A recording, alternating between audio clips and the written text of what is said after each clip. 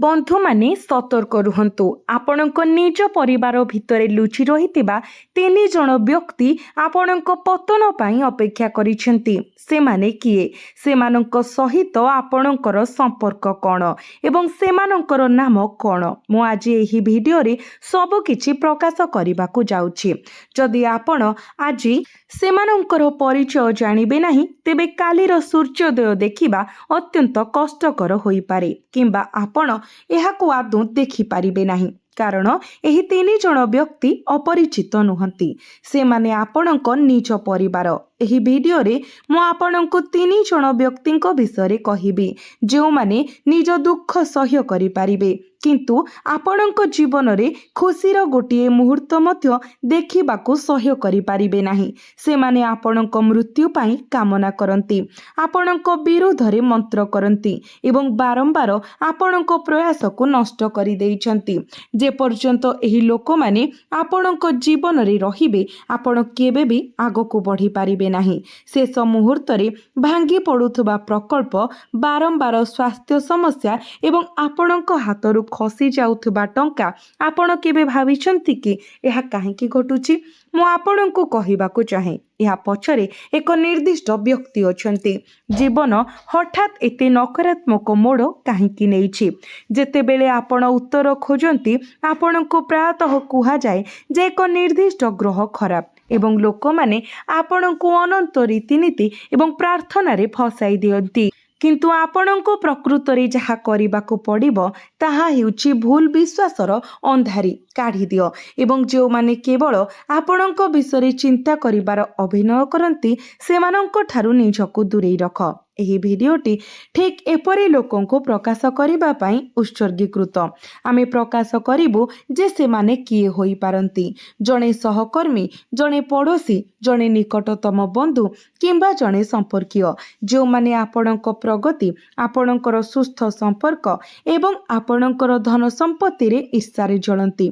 आमे आज देखुछु जे मिलित परिवार विरल होई पड़ुछि। पूर्वरु बड़ परिवार एकाठी रहुथिले, आजिर समय परिवार एते छोट होई जाइछि।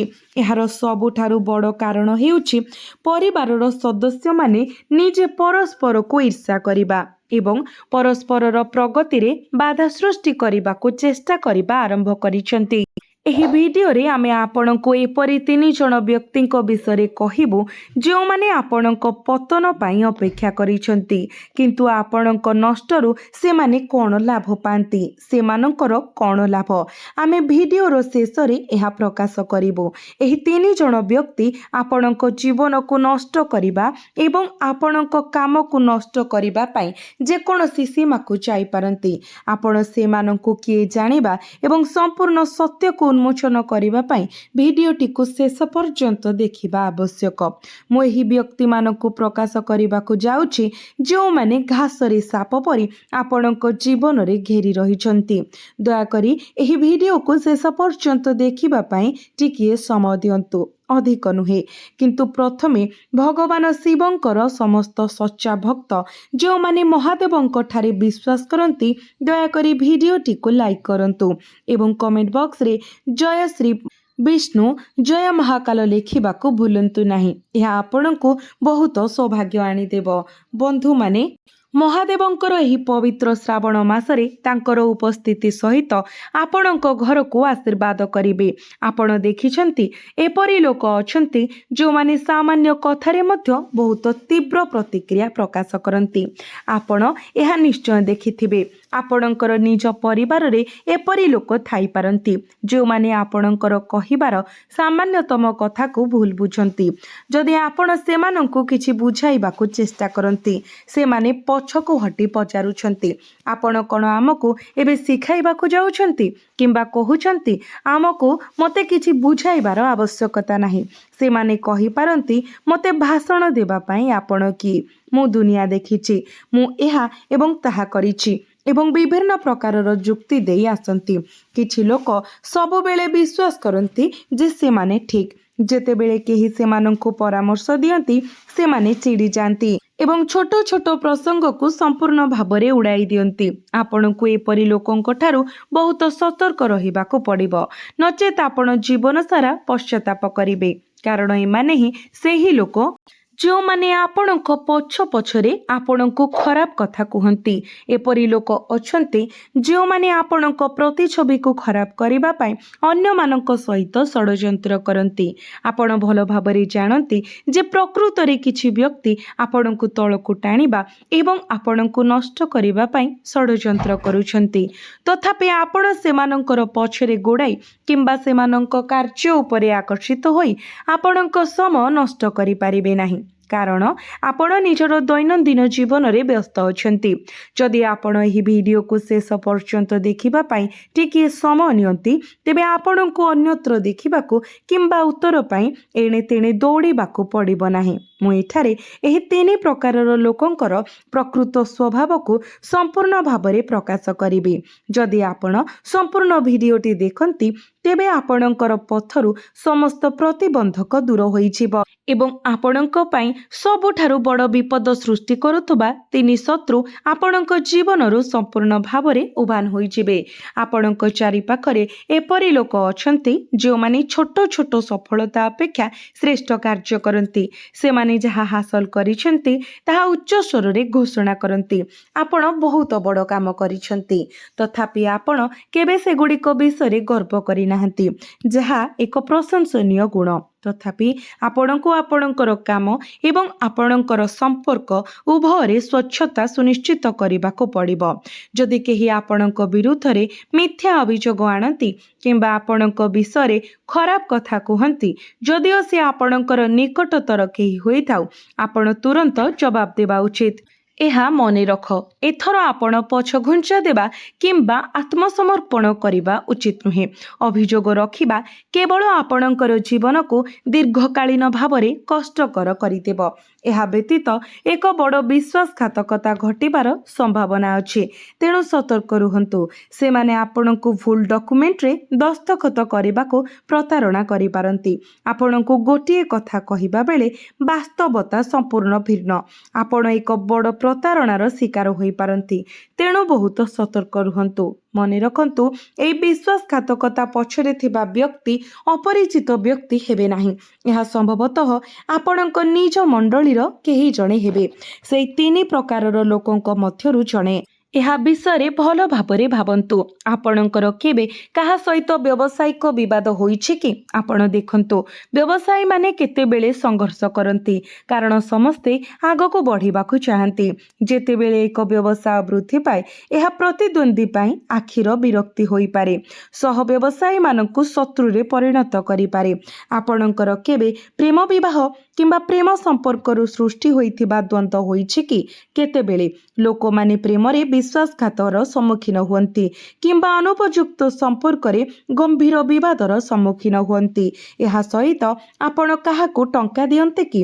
ଧରନ୍ତୁ ଆପଣ ଟଙ୍କା ଋଣ କରିଛନ୍ତି ଏବଂ କେବେ ଫେରସ୍ତ କରିନାହାନ୍ତି। ସେ ପାଣ୍ଠି ଫେରସ୍ତ କରିବାରେ ବିଫଳ ହେବା ଦ୍ୱାରା ଭବିଷ୍ୟତରେ ବଡ଼ କ୍ଷତି ହୋଇପାରେ କିମ୍ବା ଆପଣଙ୍କ ପାଇଁ ଅତ୍ୟନ୍ତ କ୍ଷତିକାରକ ପ୍ରମାଣିତ ହୋଇପାରେ। ଏହି ଲୋକମାନେ ଆପଣଙ୍କ ବିରୁଦ୍ଧରେ ବଡ଼ ପରିମାଣରେ ଷଡ଼ଯନ୍ତ୍ର କରିପାରନ୍ତି। ଏବେ ଆପଣ ଏପରି ଷଡ଼ଯନ୍ତ୍ର କିପରି ଚିହ୍ନି ପାରିବେ? ଆପଣ ପଚାରିପାରନ୍ତି, ଯେଉଁମାନେ ମୋତେ କ୍ଷତି ପହଞ୍ଚାଇବାକୁ ଚାହୁଁଛନ୍ତି ସେମାନଙ୍କୁ ମୁଁ କିପରି ଚିହ୍ନି ପାରିବି? ଦୟାକରି ମୋତେ ପଦ୍ଧତି କୁହନ୍ତୁ। ମୁଁ ଆପଣଙ୍କୁ ପର୍ଯ୍ୟାୟକ୍ରମେ ସବୁକିଛି ବୁଝାଇବି। ଯଦି ଆପଣ ଏପର୍ଯ୍ୟନ୍ତ ଦେଖିଛନ୍ତି, ତେବେ ଶେଷ ପର୍ଯ୍ୟନ୍ତ ଦେଖନ୍ତୁ। ଯେଉଁମାନେ ଆପଣଙ୍କର ଶତ୍ରୁ, ଯେଉଁମାନେ ପ୍ରତ୍ୟେକ ସୁଯୋଗରେ ଆପଣଙ୍କୁ ତଳକୁ ଟାଣିବାକୁ ଚାହାନ୍ତି, ସେମାନଙ୍କ ବିଷୟରେ ବିଚାର କରନ୍ତୁ। ଏପରି ବ୍ୟକ୍ତିମାନେ ପ୍ରାୟତଃ ସେମାନଙ୍କ ଆଖିରେ ଶତ୍ରୁତାର ଏକ ସ୍ପଷ୍ଟ ଦୃଷ୍ଟିକୋଣ ବହନ କରନ୍ତି। ସେମାନେ ଆପଣଙ୍କୁ ବାରମ୍ବାର ଚାହିଁବେ। ଯଦି ଆପଣଙ୍କର କୌଣସି ପୁରୁଣା ଘଟଣା କିମ୍ବା କାର୍ଯ୍ୟର ଭିଡ଼ିଓ ରେକର୍ଡିଂ ଅଛି, ତେବେ ଏହାକୁ ଭଲ ଭାବରେ ଦେଖନ୍ତୁ। କେହି ଅଛନ୍ତି କି ଯିଏ ଆପଣଙ୍କୁ ଚାହିଁ ରହିଥାଏ କିମ୍ବା ଆପଣଙ୍କୁ ଏପରି ଦୃଷ୍ଟି ସହିତ ଦେଖୁଥାଏ ଯାହା ଈର୍ଷା କିମ୍ବା ଖରାପ ଇଚ୍ଛାକୁ ସୂଚିତ କରେ? ସେହି ବ୍ୟକ୍ତି ଆପଣଙ୍କର ଶତ୍ରୁ ହୋଇପାରେ। କେତେବେଳେ ଆମେ ମନକୁ ହାଲୁକା କରିବା ପାଇଁ ହାଲୁକା ମଜା କରୁ, କିନ୍ତୁ କିଛି ଲୋକ ଅଛନ୍ତି ଯେଉଁମାନେ ହଠାତ୍ ଉତ୍ତେଜିତ ହୁଅନ୍ତି। ସେମାନେ କେବଳ ଏକ ମଜାକୁ ସମ୍ଭାଳି ପାରନ୍ତି ନାହିଁ।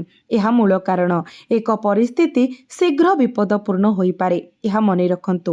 ଆପଣ ଏପରି ଜଣେ ବ୍ୟକ୍ତିଙ୍କୁ ଭେଟି ପାରନ୍ତି ଯିଏ ଆପଣଙ୍କର ବ୍ୟକ୍ତିଗତ ବିବରଣୀ, ଆପଣଙ୍କର ଦୈନନ୍ଦିନ କାର୍ଯ୍ୟ, ଆପଣଙ୍କର ଠିକଣା, ଆପଣଙ୍କର ବୃତ୍ତି କିମ୍ବା ଆପଣଙ୍କର ଆୟ ପଚାରିଥାଏ। ଆପଣ ଏପରି ଲୋକଙ୍କ ସହିତ ଅତ୍ୟଧିକ ବନ୍ଧୁତ୍ୱପୂର୍ଣ୍ଣ ହେବା ଉଚିତ ନୁହେଁ। କେତେବେଳେ ନିର୍ବୋଧତା କିମ୍ବା ନିର୍ଦ୍ଦୋଷତା ହେତୁ ଆପଣ ସମ୍ଭାବ୍ୟ ବିପଦକୁ ଅନୁଭବ ନ କରି ମୁକ୍ତ ଭାବରେ ନିଜ ବିଷୟରେ ସବୁକିଛି ସେୟାର କରିପାରନ୍ତି। କିନ୍ତୁ ବର୍ତ୍ତମାନ ଆପଣଙ୍କୁ ସତର୍କ ରହିବାକୁ ପଡ଼ିବ, କାରଣ ସମୟ ବଦଳି ଯାଇଛି। ଦୁନିଆ ଏତେ ଖରାପ ହୋଇଯାଇଛି ଯେ ଆଜିକାଲି ଜଣେ ଭାଇ ମଧ୍ୟ ନିଜ ଭାଇର ଶତ୍ରୁ ହୋଇପାରେ। ତେଣୁ ପ୍ରଶ୍ନ ଉଠେ, ଆମେ ଏହାକୁ କିପରି ରୋକିବା? ଆପଣ ସମ୍ପୂର୍ଣ୍ଣ ଠିକ୍ କହୁଛନ୍ତି। ଏପରି ଲୋକ ଆମ ଚାରିପାଖରେ ଅଛନ୍ତି। ଆମେ ମଧ୍ୟ ଏହା ଅନୁଭବ କରୁଛୁ। କିନ୍ତୁ ଏହାକୁ କିପରି ରୋକିହେବ? ସେମାନଙ୍କ କବଳରୁ କିପରି ରକ୍ଷା ପାଇପାରିବେ? ମୁଁ ଭିଡ଼ିଓରେ ପରେ ସମସ୍ତ ବିବରଣୀ ପ୍ରଦାନ କରିବି। ସେମାନେ କିଏ ତାହା ସହିତ ଭିଡ଼ିଓର ଶେଷରେ ସତର୍କତା, ସୁରକ୍ଷିତ ରହିବାର ଉପାୟ ଏବଂ ସବୁଠାରୁ ଗୁରୁତ୍ୱପୂର୍ଣ୍ଣ ପ୍ରତିକାର ବିଷୟରେ ସେୟାର କରିବି। ତେଣୁ ଦୟାକରି ଭିଡ଼ିଓକୁ ଶେଷ ପର୍ଯ୍ୟନ୍ତ ଦେଖିବା ପାଇଁ କିଛି ସମୟ ନିଅନ୍ତୁ। ଆପଣ ଏହା ସହିତ ସାମ୍ନା କରିଛନ୍ତି, ତାହା କେବଳ ଏକ ସଂଯୋଗ ନୁହେଁ, ପରିବର୍ତ୍ତନର ସମୟ ଆସିଛି। ଆପଣଙ୍କ ରାସ୍ତାରେ କଣ୍ଟା ଭଳି କାମ କରୁଥିବା ଶତ୍ରୁମାନଙ୍କର ପଥ ସଫା କରିବା। ପ୍ରଥମେ ଆପଣଙ୍କୁ ଯେଉଁ ସତର୍କତା ନେବାକୁ ପଡ଼ିବ ତାହା ଧ୍ୟାନର ସହିତ ଶୁଣନ୍ତୁ। ମୁଁ ଏହାକୁ ପୁନରାବୃତ୍ତି କରିବି ନାହିଁ। ଯଦି କେହି ଆପଣଙ୍କ ଚାରିପାଖରେ ଘୁରି ବୁଲୁଛି, ଆପଣଙ୍କର ସମ୍ପତ୍ତି ଉପରେ ନଜର ରଖିଛି କିମ୍ବା ଆପଣଙ୍କୁ ବାରମ୍ବାର ପ୍ରଶ୍ନ କରୁଛି, ତେବେ ସେହି ବ୍ୟକ୍ତି ଜଣେ ବିଶ୍ୱାସଘାତକ ହୋଇପାରେ। ବନ୍ଧୁମାନେ, ମନେ ରଖନ୍ତୁ, ଏହି ବ୍ୟକ୍ତି ଆପଣଙ୍କର ସବୁଠାରୁ ବଡ଼ ବିଶ୍ୱାସଘାତକ ହୋଇପାରେ। ସେମାନେ ଆପଣଙ୍କ ପାଇଁ ବିପଦ ସୃଷ୍ଟି କରିପାରନ୍ତି। ଆପଣଙ୍କୁ ଟିକେ ସତର୍କ ରହିବାକୁ ପଡ଼ିବ। ଏହି ବ୍ୟକ୍ତି କାହିଁକି ଏପରି ବ୍ୟବହାର କରୁଛି ତାହା ତଦନ୍ତ କରିବା ଆରମ୍ଭ କରନ୍ତୁ। କୌଣସି ଅଜଣା ବ୍ୟକ୍ତିଙ୍କୁ ଆପଣଙ୍କ ଘରେ ପ୍ରବେଶ କରିବାକୁ ଦିଅନ୍ତୁ ନାହିଁ। ଯଦି କୌଣସି ସମ୍ପର୍କୀୟ ଆସିଥାନ୍ତି, ତେବେ ଆପଣଙ୍କୁ ସେମାନଙ୍କ କାର୍ଯ୍ୟ ଉପରେ କଡ଼ା ନଜର ରଖିବାକୁ ପଡ଼ିବ। କେତେକ ସମୟରେ ଲୋକମାନେ ଗୁପ୍ତ ତନ୍ତ୍ରମନ୍ତ୍ର ସହ ଜଡ଼ିତ ଜିନିଷଗୁଡ଼ିକୁ ପଛରେ ଛାଡ଼ି ଦିଅନ୍ତି। ଆପଣ ଏହା ମଧ୍ୟ ଜାଣିନାହାନ୍ତି। ଏହା ବିଚାର କରନ୍ତୁ। ଯଦି କେହି ଆପଣଙ୍କ ଘରେ ଉର୍ଜିତ କିମ୍ବା ଆନୁଷ୍ଠାନିକ ଭାବରେ ଚାର୍ଜ ହୋଇଥିବା ଜିନିଷ ଲଗାନ୍ତି, ତେବେ ଆପଣ କ'ଣ ସେଗୁଡ଼ିକୁ ଚିହ୍ନି ପାରିବେ? ମୁଁ ବୁଝାଇବାକୁ ଚାହେଁ। କେହି ଜଣେ ଗହମ ଦାନା, ଘୁଷୁରୀ ଲୋମ, ଲେମ୍ବୁ କିମ୍ବା ବାଦୁଡ଼ି ପଶମ ବିଛାଡ଼ି ପାରନ୍ତି। ଆପଣ ଏହି ଜିନିଷଗୁଡ଼ିକର ଗୁରୁତ୍ୱ ବିଷୟରେ ଅଜ୍ଞ ରହିପାରନ୍ତି, କାରଣ ଗୁପ୍ତ ପ୍ରଥା ସହିତ ଆପଣଙ୍କର କୌଣସି ସମ୍ପର୍କ ନାହିଁ। ଯେତେବେଳେ ଅନ୍ୟ ବ୍ୟକ୍ତି ସେଗୁଡ଼ିକୁ ସମ୍ପୂର୍ଣ୍ଣ ଭାବରେ ବୁଝିପାରେ ଏବଂ ସେଗୁଡ଼ିକୁ ଅସୁବିଧା ସୃଷ୍ଟି କରିବା ପାଇଁ ବ୍ୟବହାର କରିପାରେ, ଏହା ସହିତ ଏହା ଉପରେ ବିଶେଷ ଧ୍ୟାନ ଦିଅନ୍ତୁ। ଯଦି ଆପଣ କିଛି ମହଙ୍ଗା ଜିନିଷ କିଣନ୍ତି, ତେବେ ଏହାକୁ ସାମାଜିକ ଭାବରେ ପ୍ରଦର୍ଶନ କରିବାରୁ ଦୂରେଇ ରୁହନ୍ତୁ। ଉଦାହରଣ ସ୍ୱରୂପ, ଯଦି ଆପଣ ଏକ ଘର, ଏକ ମଙ୍ଗଳସୂତ୍ର କିମ୍ବା ଏକ ସୁନାହାର କିଣନ୍ତି, ତେବେ ଆପଣ ଆପଣଙ୍କ ପଡ଼ୋଶୀମାନଙ୍କୁ ଏହାର ଅଧିକ ମୂଲ୍ୟ ବିଷୟରେ କହିପାରନ୍ତି। ଏହା କରିବା ଦ୍ୱାରା ଆପଣଙ୍କ ପ୍ରତି ଅନାବଶ୍ୟକ ଦୃଷ୍ଟି ଆକର୍ଷଣ ହୁଏ। କେତେକ ସମୟରେ ଲୋକମାନେ କେବଳ ଏକ ନୂତନ ମହଙ୍ଗା ଫ୍ରିଜ୍ ଦେଖାଇବା ପାଇଁ ପଡ଼ୋଶୀମାନଙ୍କୁ ଡକାଇଥାନ୍ତି। ଜୀବନରେ ଯାହା ଇଚ୍ଛା କର, କିନ୍ତୁ ଅତ୍ୟନ୍ତ ସତର୍କତାର ସହିତ ଆଗକୁ ବଢ଼। ଜୀବନରେ ଶାନ୍ତି ଏବଂ ଶାନ୍ତତାର ସହିତ ବିତାଅ। ନିଜ ଖୁସି ଏବଂ ପରିବାର ଉପରେ ଧ୍ୟାନ ଦିଅ। ଅନ୍ୟମାନଙ୍କୁ ଦେଖାଇବା ଦ୍ୱାରା ଆପଣ କ'ଣ ଆନନ୍ଦ ପାଆନ୍ତି? ଏହି ଲୋକମାନେ କେବଳ ଈର୍ଷାପରାୟଣ। ସେମାନେ ଆପଣଙ୍କର ଉନ୍ନତି ଦେଖି କେବେ ଖୁସି ହେବେ ନାହିଁ। ମୋର କଥାଗୁଡ଼ିକୁ ଭଲ ଭାବରେ ମନେ ରଖ। ଜଣେ ବ୍ୟକ୍ତିଙ୍କ ଆଖି ପ୍ରାୟତଃ ସେମାନଙ୍କ କଥା ଅପେକ୍ଷା ଅଧିକ ଜୋରରେ କଥା ହୁଏ। କଥାରେ ଅଛି, ଯେତେବେଳେ ଜଣେ ବ୍ୟକ୍ତି କଥା କହିପାରନ୍ତି ନାହିଁ, ସେମାନଙ୍କର ଆଖି ସବୁକିଛି ପ୍ରକାଶ କରେ। ସେମାନଙ୍କ ଭିତରେ କ'ଣ ଘଟୁଛି ତାହା ବୁଝିବା ପାଇଁ ଅନ୍ୟମାନଙ୍କ ଆଖି ପଢ଼ିବା ଶିଖିବା ଉଚିତ। ସେମାନେ ଆପଣଙ୍କର ଭଲ କାମନା କରୁଛନ୍ତି କି ଖରାପ କାମନା କରୁଛନ୍ତି, ତାହା ବୁଝିବା ପାଇଁ ଆପଣ ସେମାନଙ୍କ ଆଖିକୁ ଦେଖି କହିପାରିବେ। ଯଦି କେହି ଆପଣଙ୍କୁ ଚାହିଁ ରହନ୍ତି, ହୁଏତ ବାରମ୍ବାର ଆଖି ମିଟିମିଟି କରୁଛନ୍ତି, ଆପଣ ସ୍ପଷ୍ଟ ଭାବରେ ଜଣାଇଦେବା ପରେ ମଧ୍ୟ ଯେ ଆପଣ ସେମାନଙ୍କ ସହିତ କଥା ହେବାକୁ ଚାହୁଁନାହାନ୍ତି, ତେବେ ଏଗୁଡ଼ିକ ଆଚରଣଗତ ସଂକେତ। ବାସ୍ତୁଶାସ୍ତ୍ର ଏହା ମଧ୍ୟ ଉଲ୍ଲେଖ କରେ ଯେ ଏପରି ସଂକେତ ସୂଚିତ କରେ ଯେ ଜଣେ ବ୍ୟକ୍ତି ଖରାପ ଉଦ୍ଦେଶ୍ୟ ପୋଷଣ କରୁଛି କିମ୍ବା ଆପଣଙ୍କ ଉପରେ ଘନିଷ୍ଠ ହୁଏତ ଦୂଷିତ ନଜର ରଖିଛି। ସେମାନଙ୍କ ଆଖି ସହିତ ସେମାନଙ୍କର ଶରୀର ଭାଷା ପର୍ଯ୍ୟବେକ୍ଷଣ କର। ଉଦାହରଣ ସ୍ୱରୂପ ଲକ୍ଷ୍ୟ କର ଯେ ସେମାନେ ହାତ କ୍ରସ୍ କରି ଠିଆ ହୋଇଛନ୍ତି କିମ୍ବା ଉଚ୍ଚ ସ୍ୱରରେ ବାରମ୍ବାର କହୁଛନ୍ତି କି ନାହିଁ। ଏହି ସଂକେତ ଗୁଡ଼ିକ ପ୍ରତି ଧ୍ୟାନ ଦିଅ କାରଣ ସେମାନେ ସଂକେତ ଦେଇପାରନ୍ତି ଯେ ଆପଣଙ୍କ ବିରୁଦ୍ଧରେ ଏକ ଷଡ଼ଯନ୍ତ୍ର ରଚାଯାଉଛି। ଆପଣଙ୍କୁ ସତର୍କ ରହିବାକୁ ପଡ଼ିବ। କେବଳ କାହା ସହିତ ଆପଣଙ୍କ ଜୀବନର ପ୍ରତ୍ୟେକ ବିବରଣୀ ବାଣ୍ଟନ୍ତୁ ନାହିଁ। ବିଶ୍ୱସ୍ତ ଲୋକଙ୍କୁ ବାଛନ୍ତୁ ଏବଂ କେବଳ ସେମାନଙ୍କ ସହିତ ସମ୍ପର୍କ ବଜାୟ ରଖନ୍ତୁ। ଆପଣ ଯେଉଁଠାକୁ ଯାଆନ୍ତୁ ସେଠାରେ ଆପଣଙ୍କର ଅଭିଯୋଗ ପ୍ରକାଶ କରିବା କିମ୍ବା ବ୍ୟକ୍ତିଗତ ବିଷୟରେ ବାଣ୍ଟିବା ବନ୍ଦ କରନ୍ତୁ।